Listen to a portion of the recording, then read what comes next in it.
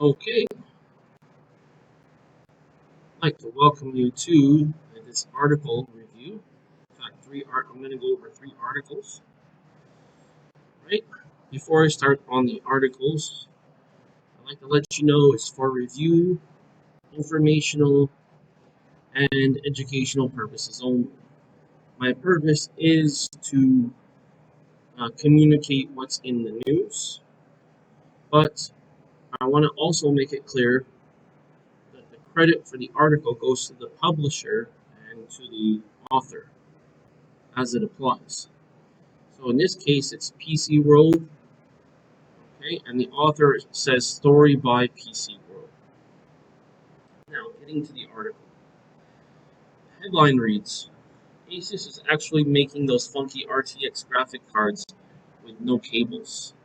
And you can see right here what the graphics cards look like. They basically have become almost a mini computer with their own RAM. Uh, they have their own fan cooling system. Anyway, and the caption reads, Asus is actually making those funky RTX graphics cards with no cables. Okay. And it says, war on cables rages on. The hottest trend from Computex back in May was decreasing, or in some cases eliminating, visible cable connections in the interior or desktop PC builds. And at least one manufacturer is in it for the long haul. According to reports coming out of China this week, Asus is preparing to manufacture graphics cards and presumably matching motherboards with extra header slots, along with the allowing all the power your GPU needs to be supplied by the motherboard itself. Allowing all the power? Okay, so that's okay. I see. Not to, I would have phrased it differently, but anyway, that's how they phrased it. The news comes from WCCF Tech, translating a video on China's Bilibili video service showing off a presentation from Bilibili World Trade Show. Power is delivered via conventional 12-volt HPWR rail, which runs into the back of the motherboard through the case and delivered a secondary header placed parallel in the PCIe 5.0 slot. Presumably, the first model prepared is a version of the RTX 4070 shown in Computex, though it isn't clear whether or not more models will be made available. The GPU was paired with a specially designed Intel Z790 motherboard. As you can see, the picture is here, what it looks like. Keep in mind, these are for desktops, not laptops, okay? Asus will reportedly begin manufacturing cable-free or at least cable-hiding GPUs and motherboards later this year, presumably to hit retailers towards the end of 2023 early in 2024. Other manufacturers with new cable-hiding tricks inside MSI with its similar Project Zero hiding cables on the rear of the motherboard. Corsair's RMX Shift series of power supplies that do the same thing, and the IQ Link systems that lets you, quote, daisy chain power across fans and all-in-one coolers for a single cable going into the PSU. Even case designs themselves are being rearranged to help. As you can see some pictures now. Of course, in the video description, I'll be giving the link so you can take a look at yourself what this is. All right, let's go to the second article here. This is about SpaceX, okay? Now, I want to reiterate that the purpose of me reviewing this article is for educational review and informational purposes, not to take credit for the article, okay? The credit to the article goes to the publisher and or the author. In this case, it being CNET and the story by Stephen Shanklin. Now, can see I've highlighted the heading. Heading reads, SpaceX set to launch enormous satellite for faster world broadband. You can see an amazing looking satellite there.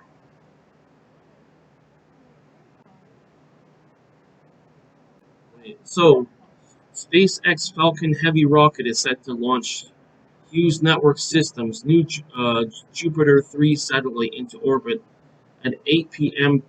Pacific Standard Time Wednesday, a move that would monetize, or excuse me, in this case, modernize and also monetize, an old school approach to space-based internet access.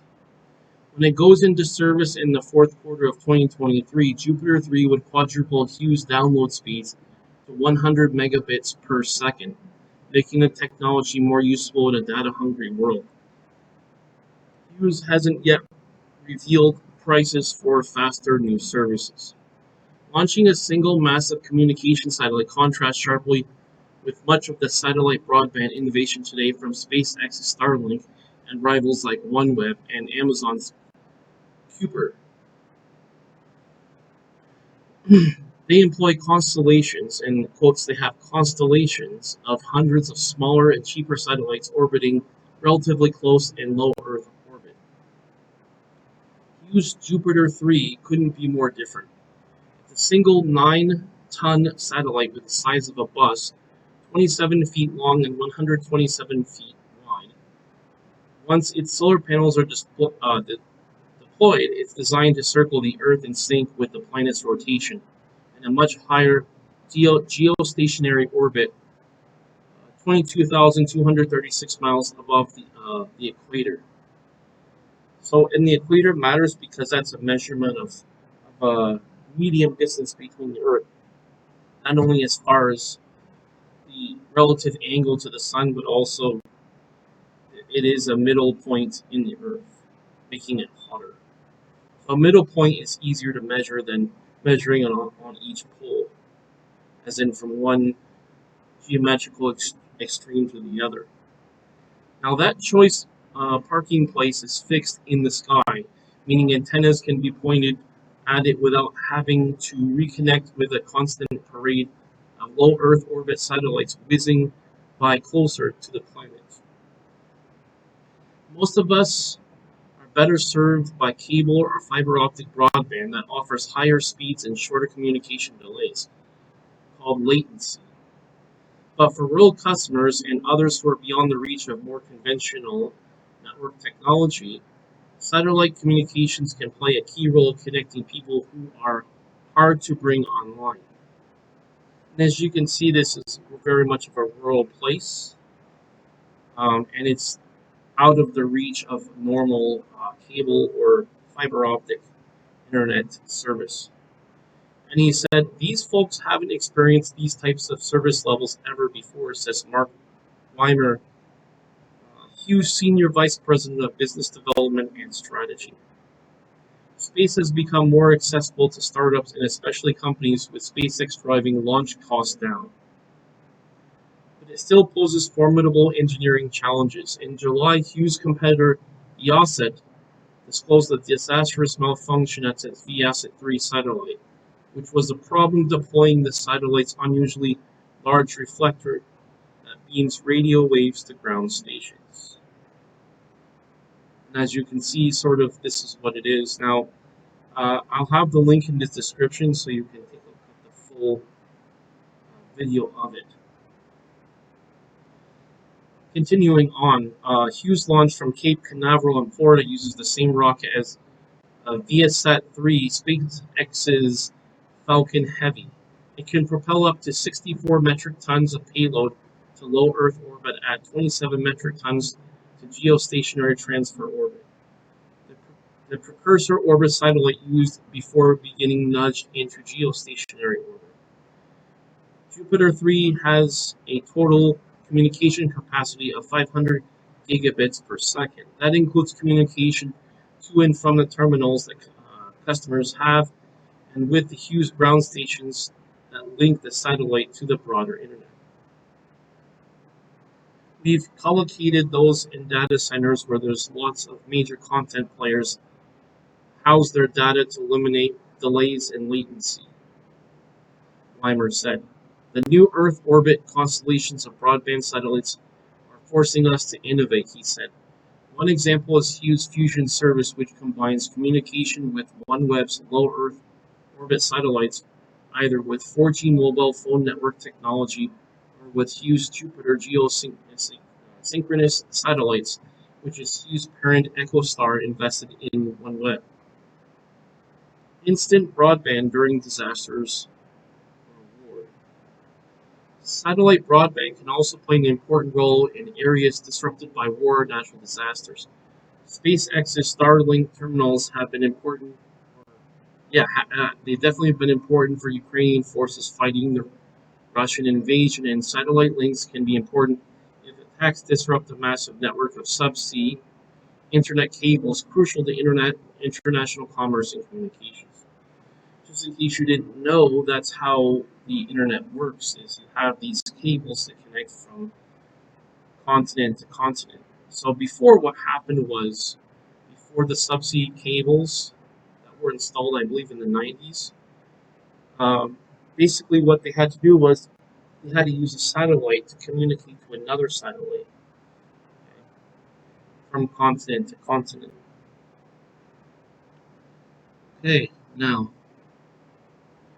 Hughes works with the U.S. Federal Emergency Management Agency, or FEMA, to help emergency crews set up temporary cell phone networks after disasters.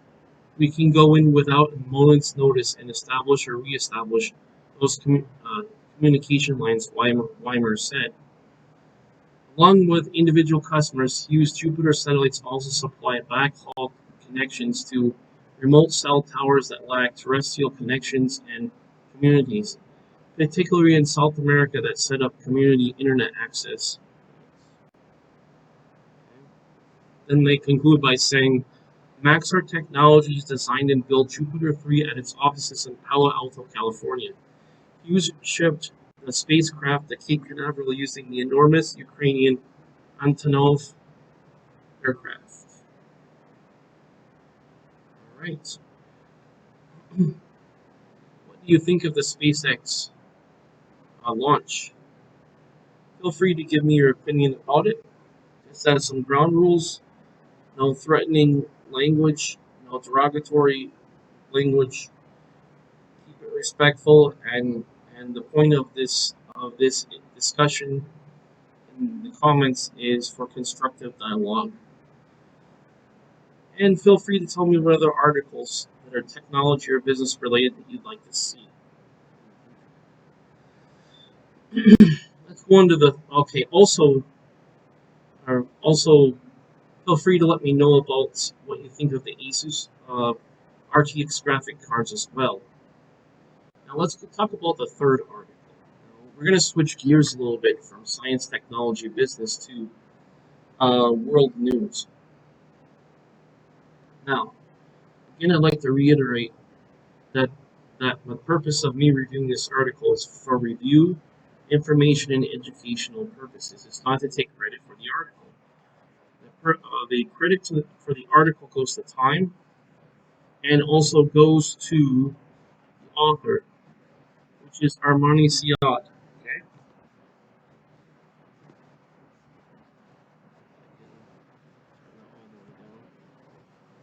Okay. Now,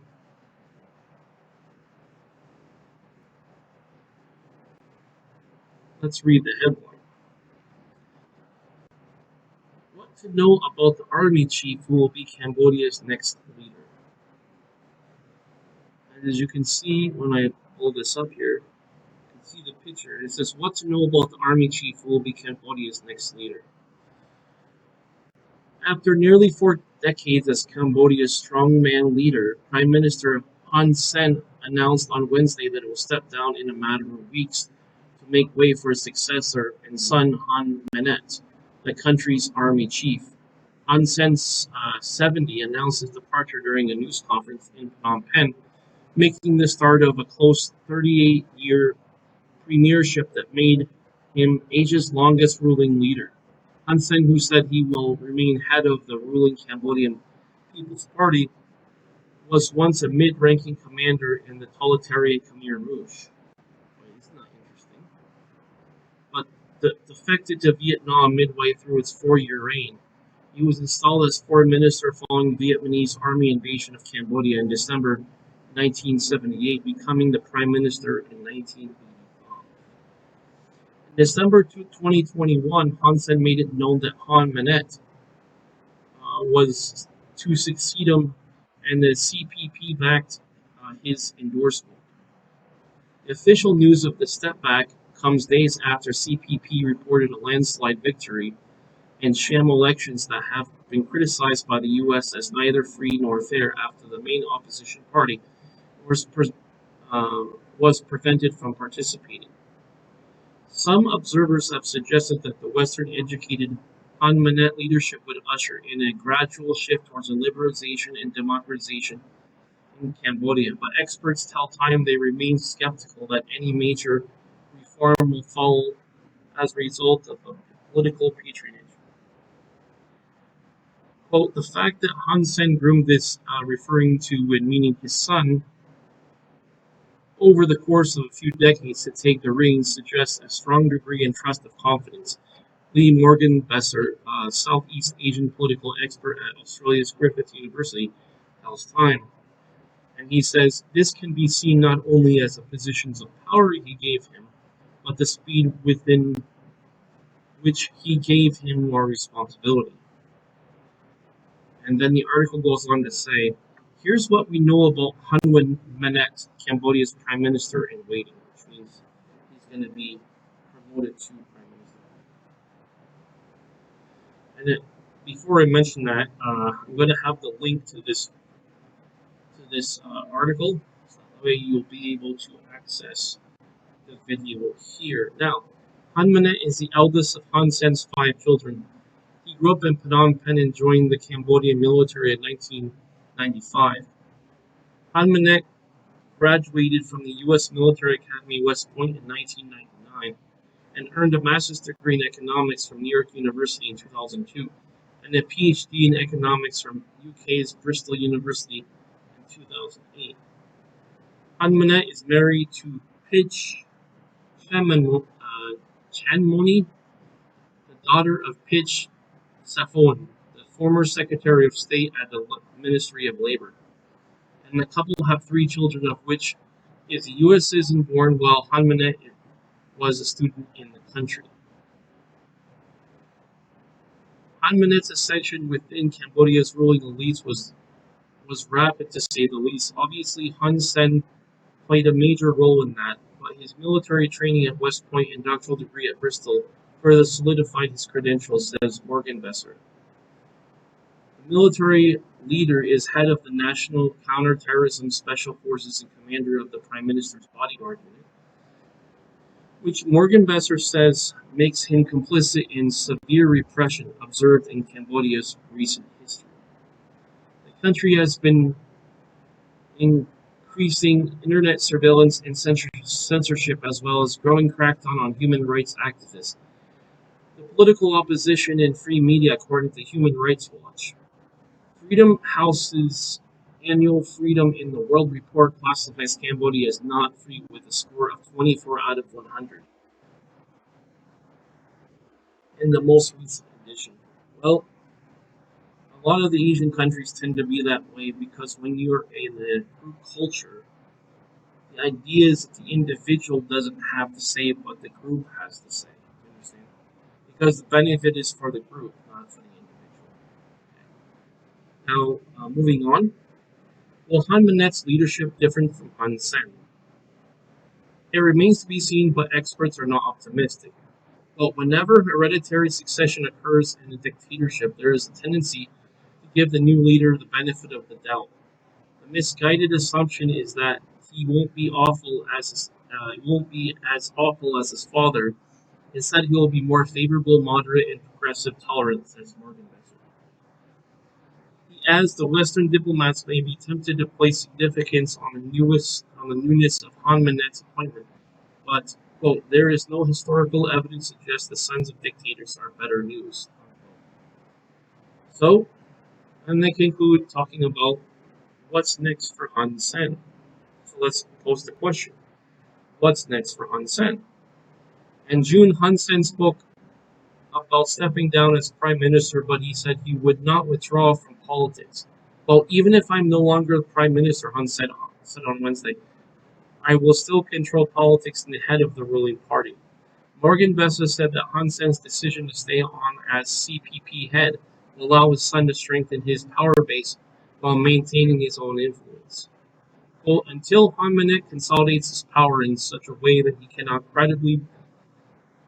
um, be credibly threatened with removal from office, Hun Sen will have a significant say in major policy decisions, the distribution of rewards, and with the selection of personnel, he adds.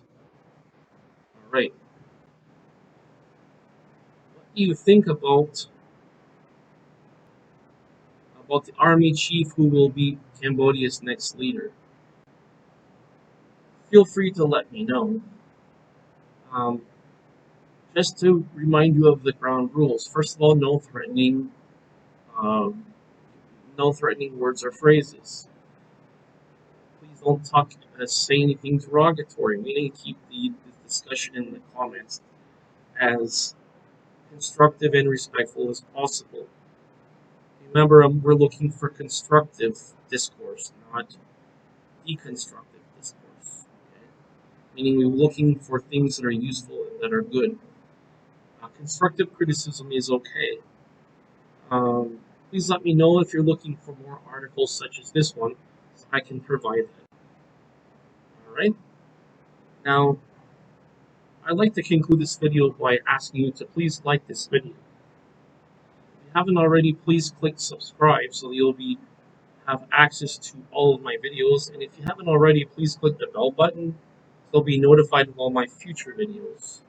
In the future, I will have a membership in which I will have certain requested videos highlighted and given more extensive commentary and a uh, reference noted as well. Um, also, that will be coming soon. Feel free to like and share this video. I would again like to thank you for watching this video. I want to wish you a great day. Take care, and I'll talk to you next time.